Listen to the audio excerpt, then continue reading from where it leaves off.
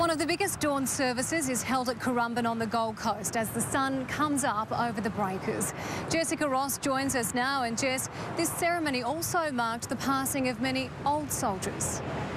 Yes, Georgie, we continue to lose more and more of our veterans as time takes its toll, but it'll be hard to find a more fitting and more moving service than the one we saw at Currumbin this morning. A burial at sea for 7 ex-servicemen and 1 woman associated with the Currumbin RSL. We also saw the ashes of 3 of the men's wives scattered alongside theirs right across the coast, including here at surface. There's been a huge show of support for our diggers, past and present. At the base of Elephant Rock, up to 14,000 stood as one to honour those lost long ago.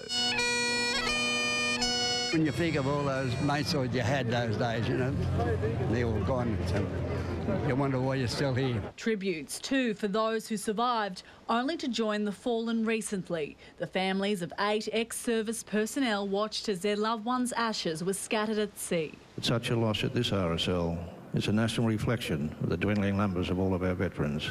Among those farewelled, former nurse Barbara Palmer. And she'll be up there with all the rest of them going, wow, all for me. Michael Condren flew from New York to be by his father's side. Anzac Day is a time for us to come back together. Victoria Cross recipient Keith Payne led the march.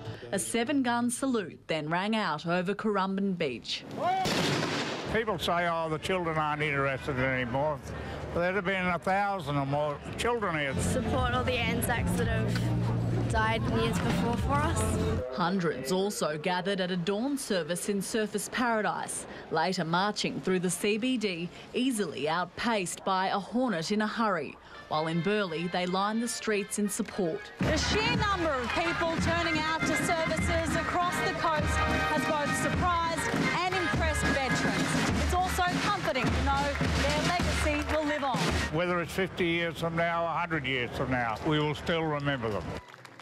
Living legend Keith Payne speaking there, and we understand this is the 4th time that the burial at sea has been included as part of Currumbin's service. It's very emotional for all involved, especially the families and also the lifesavers who are honoured to be part of that tradition. Georgie.